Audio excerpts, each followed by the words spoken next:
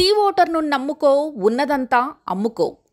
See voter అనే సంస్థ చేసిన సర్వేలో తెలుగుదేశానికి 17 లోక్సభ స్థానాలు వస్తాయని చెప్పిన రోజు నుంచి టీడీపీ వెనుక ముందు ఆలోచించకుండా ఎగిరెగిరి పడుతున్నారు. కానీ వాస్తవానికి ఆ సంస్థ విశ్వసనీయత ఏ పార్టీది అనేది వాళ్ళు గుర్తించడం లేదు. తెలుగుదేశం గెలిచేసిందని, ఇక మనకు తిరుగు లేదని సంబరపడుతున్న టీడీపీ శ్రేణులకు ఒక విషయం మాత్రం అర్థం కావడం లేదు.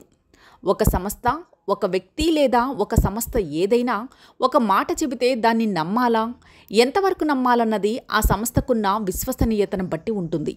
గతంలో వాళ్ళు చెప్పిన మాటలు నిజమయ్యాయా లేదా అనేది చూసుకుని వాటిని పరిగణలోకి తీసుకుంటారు.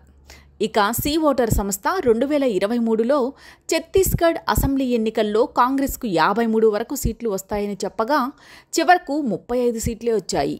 54 సీట్లతో బీజేపీ అధికారంలోకి వచ్చింది.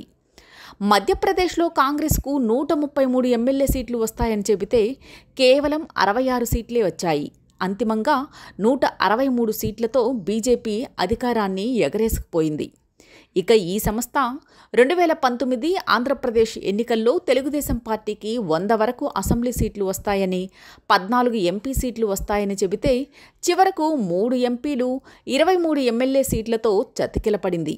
అలాంటి సీ ఓటర్ సర్వే పట్టుకుని తెలుగుదేశం ఎలా సంబరపడిపోతుందో అర్థం కావడం లేదని విశ్లేషకులు నవ్వుకుంటున్నారు.